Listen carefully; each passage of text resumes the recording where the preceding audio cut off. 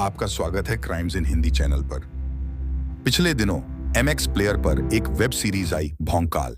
UP के encounter specialist IPS Navneet Sequeira के जीवन पर बनी इस वेब सीरीज में उनके किरदार को नवीन सिकेरा नाम दिया गया है और जिसे निभाया है मशहूर टीवी सीरियल देवों के देव महादेव में भगवान शिव का किरदार निभाने वाले अभिनेता मोहित रैना ने।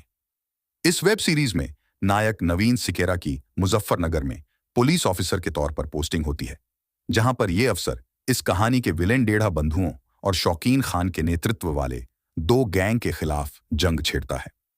कहानी में शौकीन खान एक निर्दयी और खतरनाक अपराधी है और साथ ही साथ उसे एक धार्मिक मुसलमान के तौर पर भी दिखाया गया है।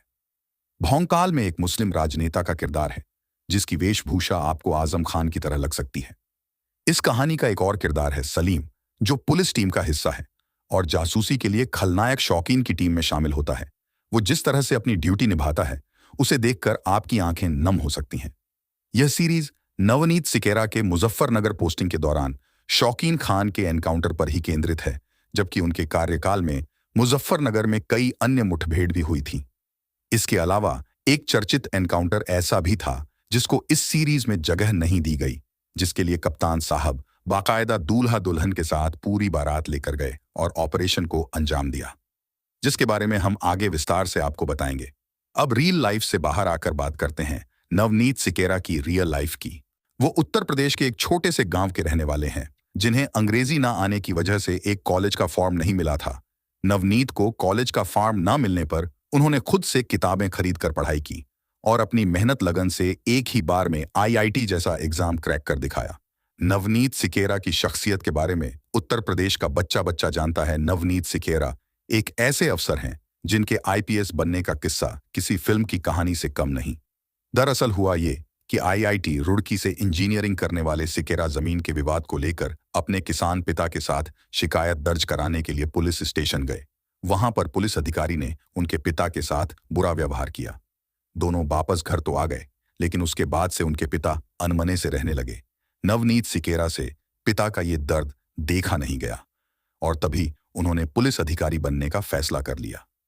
नवनीत सिकेरा ने बिना कोचिंग के पहली बार में ही एग्जाम पास किया और आईपीएस बने और आज उत्तर प्रदेश में एनकाउंटर स्पेशलिस्ट के नाम से भी जाने जाते हैं। इनके नाम 60 से ज्यादा अपराधियों के एनकाउंटर है। सिकेरा की पोस्टिंग जहां भी होती है वहां क्राइम का ग्राफ नीचे आ जाता है। आईपीएस नवनीत सिकेरा मुजफ्फरनगर जिले में 6 सितंबर 2003 से लेकर 1 दिसंबर 2004 तक एसएसपी रहे। सिकेरा ने जिले में 15 महीने के कार्यकाल में बड़े बड़े इनामी और शातिर अपराधियों को मार गिराया था। उन्होंने यहां करीब 55 बड़े अपराधियों को एनकाउंटर में ढेर किया था।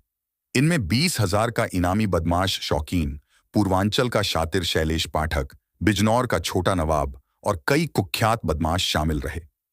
शौकीन खान ने गांव के ही 2 लोगों की हत्या करने के अलावा अपहरण और हत्या की कई वारदात अंजाम दी थीं, जिसके बाद शौकीन का एनकाउंटर हुआ था। आईआईटी रुड़की से इंजीनियरिंग करने वाले सिकेरा ने सर्विलांस के जरिए अपराधियों का खात्मा कर जिले के लोगों को बड़ी राहत दिलाई थी। थाना भवन में बिट्टू कैल का एनकाउंटर करने पर तत्कालीन डीआईजी चंद्रिका राय ने उन्हें सिकेरा के बजाय नवनीत शिकारी कहकर संबोधित किया था। नवनीत सिकेरा की तैनाती के बाद स्थानीय गैंग का खात्मा हो गया और क्राइम डिस्ट्रिक्ट के तौर से पहचान बना चुका मुजफ्फरनगर एक शांत जिले में बदल गया। अब बात करते हैं ऑपरेशन कालिया की। रमेश यादव उर्फ रमेश कालिया 2004 के दौर में लखनऊ का सबसे बड़ा माफिया डॉन था। उसने ठेकेदारों और बिल्डरों की रूह कंपा रखी थी। उसका आतंक इतना ज्यादा था कि किसी की हिम्मत नहीं पड़ती थी कि उसके खिलाफ कोई कुछ बोले। 28 अक्टूबर 2002 शाम के 5 बजे थे। सपा नेता रघुनाथ यादव अपने 2 साथियों के साथ बाराबंकी से लौट रहे थे। जब उनकी एम्बेसडर कार सफेदाबाद बाजार के पास पहुंची तो ड्राइवर लगा कि एक टाटा सूमो उनका पीछा कर रही है। उसने ये बात रघुनाथ यादव को बताई, लेकिन यादव ने ड्राइवर की बात को गंभीरता से नहीं लिया और तभी टाटा सूमो ने एम्बेसडर को ओवरटेक कर लिया। जबरदस्ती कार सड़क के किनारे रुकवाई गई। सूमो से 4 लोग निकले और कार में बैठे नेताजी पर फायरिंग शुरू कर दी। रघुनाथ समेत 2 लोग मारे गए, जबकि ड्राइवर और एक शख्स भागकर अपनी जान बचा पाए। 4 सितंबर 2004 लखनऊ से सटे उन्नाव में सपा के बाहुबली नेता एमएलसी अजीत सिंह के गेस्ट हाउस पर उनके जन्मदिन की पार्टी चल रही थी। अजीत सिंह के चेले नशे में धुत होकर हवा में फायरिंग कर रहे थे। अचानक एक गोली अजीत सिंह के सिर के आर पार हो गई। अब रंग में भंग पड़ चुका था। अजीत सिंह को अस्पताल ले जाया गया, लेकिन उनकी मौत हो गई। सपा के एमएलसी अजीत सिंह का कत्ल हुआ था, लिहाजा अजीत सिंह की मौत की खबर आग की तरह पूरे सूबे में फैल गई। मुख्यमंत्री मुलायम सिंह यादव खुद अजीत सिंह की अंतिम यात्रा में शामिल हुए। उस समय यूपी में रेलवे के ठेकों में अजीत सिंह का सिक्का चलता था। अजीत सिंह की दुश्मनी रमेश कालिया से थी। अजीत सिंह के कत्ल से पुलिस पर कातिलों को पकड़ने के लिए दबाव बढ़ने लगा, लिहाजा पुलिस रमेश कालिया के खिलाफ कत्ल का मामला दर्ज कर उसकी तलाश करने लगी। कालिया की तलाश में लखनऊ पुलिस ने दलबल के साथ उन्नाव के कई ठिकानों पर छापेमारी की, लेकिन हर जगह पुलिस को नाकामी ही मिली।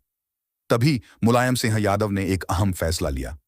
उन्होंने डीजीपी के कहने पर मुजफ्फरनगर के तेज तर्रार एसएसपी नवनीत सिकेरा को लखनऊ बुलाने का फरमान जारी कर दिया। दिसंबर 2004 में नवनीत सिकेरा लखनऊ के एसएसपी बना दिए गए। राजधानी के एसएसपी बनकर आए सिकेरा की छवि तेज तर्रार पुलिस अफसर की थी। सिकेरा ने टॉप 10 माफियाओं की लिस्ट मंगाई और धरपकड़ शुरू कर दी। कई को सलाखों के पीछे डाल दिया गया तो कई मुठभेड़ में मार दिए गए। पुलिस की इस कार्रवाई से बदमाशों का सिंडिकेट चलाने वाले बड़े माफियाओं की नींद हराम हो चुकी थी। 10 फरवरी 2005 को कालिया ने एक बिल्डर को फोन कर 5 लाख की रंगदारी मांगी। एसएसपी ने बिल्डर के जरिए रमेश कालिया तक पहुंचने की योजना बनाई। बिल्डर ने कालिया को फोन पर कहा कि वह पैसे देने को तैयार है। कालिया ने बिल्डर को नीलमत्था के एक सुनसान इलाके में पैसे लेकर बुलाया।